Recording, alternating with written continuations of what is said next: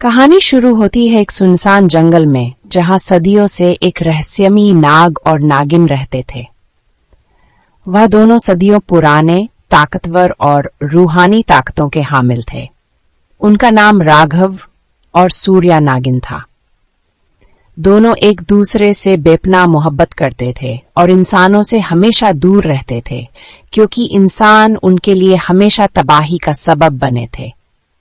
लेकिन एक दिन इंसानों की लालच उनके प्यार की बर्बादी बन गई।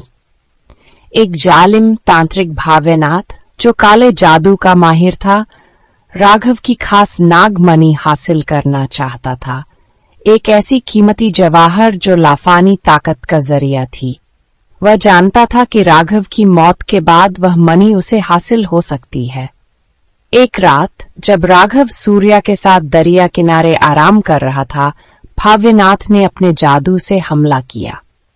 राघव ने बहुत मुकाबला किया, लेकिन आखिरकार वह इस जंग में शहीद हो गया। सूर्या चीखी, तड़पी, लेकिन कुछ न कर सकी। भाव्यनाथ नागमणि लेकर फरार हो गया।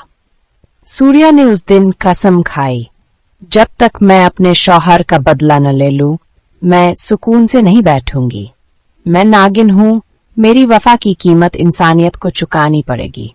उसने इंसानी शक्ल इख्तियार की, एक दिलकश हसीन औरत जिसे देखकर कोई भी बेखुद हो जाए। लेकिन उस खूबसूरती के पीछे इंतकाम की आग भड़क रही थी। सूर्या शहर में दाखिल हुई और खुद को सरसा के नाम से मुतारिफ कराया। वह अब एक अनजान औरत थी जो एक पुराने हवेली नुमा मकान में रहने लगी। कुछ ही दिनों में वह शहर के अमीर लोगों के दिलों की धड़कन बन गई। लेकिन उसका असली मकसद सिर्फ एक था, भाव्यनाथ तक पहुंचना। इस दौरान वह एक नौजवान डॉक्टर आर्यन से मिली, जो भाव्यनाथ का भांजा था। आर्यन एक नेकदिल इंसान था, जो जादू पर यकीन नहीं रखता था, लेकिन सूर्या की आंखों में छिपी आग उसे बार बार परेशान करती। शहर में एक के बाद एक इंसान रहस्यमयी तरीके से मारा जाने लगा।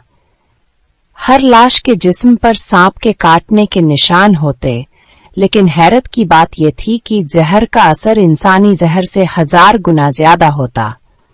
कोई समझ न सका कि यह कौन कर रहा है। लेकिन सूर्या जानती थी, वह इन सबको मार रही थी जो राघव के कत्ल में शामिल थे।